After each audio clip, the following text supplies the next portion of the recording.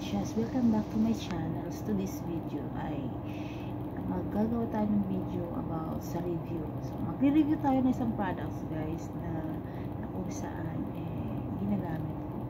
So usually my past videos it's about mga pampaswerte, kahulugan ng mga yung mga kahulugan na yun ba ay swerte o hindi. Ngayon mga ka-gracias, ibahin naman natin. Let's go for review guys.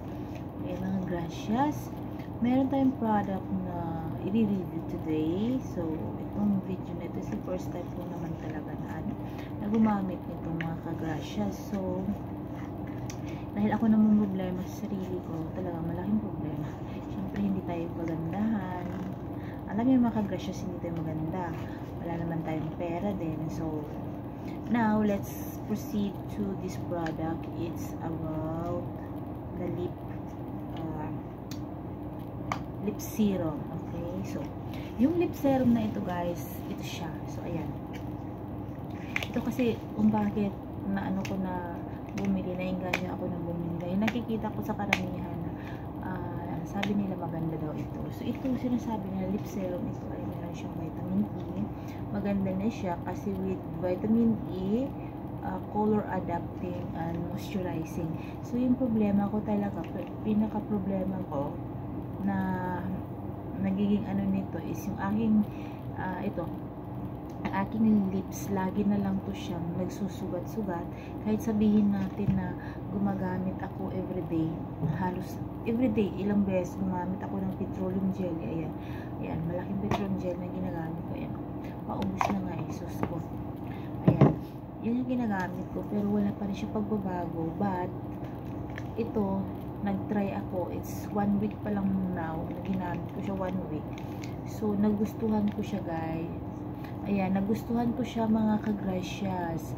Key Beauty Sweet Kiss. Ayan, usually ito ay binili ko dito sa store ng Filipino. It's kasi sa ngayon dito tayo sa Qatar, so binili ko siya ng 15 QR Qatar Riyal.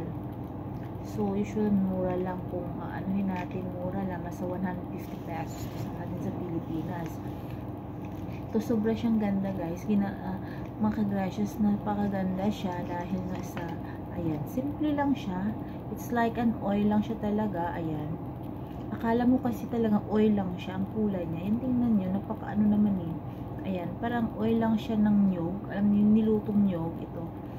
Tapos ang kagandahan nito, ginagamit ko siya, natataka yung mga amo ko kasi ngayon katulad ngayon gabi matutulog ako, ginagamit ko na lang siya sa gabi. Nung first ko gamit nito, gumagamit din ako sa umaga, yung parang time to time naglalagay ako yung pakunti-kunti.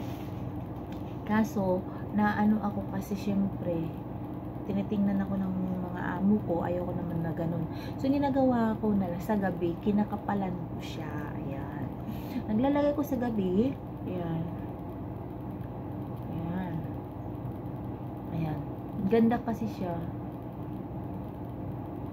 Ay, hindi na siya nagdadry yung aking lips since na gumamit ako nito. Tapos hindi ako, sa gabi lang talaga ako naglalagay, bago ako matulog nilalagay ko siya. Kinabukasan andyan pa rin itong serum na ito. Kinabukasan andyan pa rin siya. Pag nagtututbrush ka, kahit kumain ka, ang kagandahan lang, hindi siya basta-basta natatanggal. Ayun ang ano dito. Tapos kung gusto mo kung gusto mo medyo mag-shine siya, sa halimbawa sa umaga, 'di ba? Syempre dahil sa gamit natin, kung gusto mo yan na mag-shine siya, pwede mo siya lagyan ng itap mo lang sa taas ng petroleum jelly. Ayun, ang kagandahan din dito. So yung mga napansin ko lang ito, medyo nag-ano yung lips ko, yung labi ko, medyo hindi na siya yung talagang itim na itim, as in na itim. At least may kulay na siya sa araw.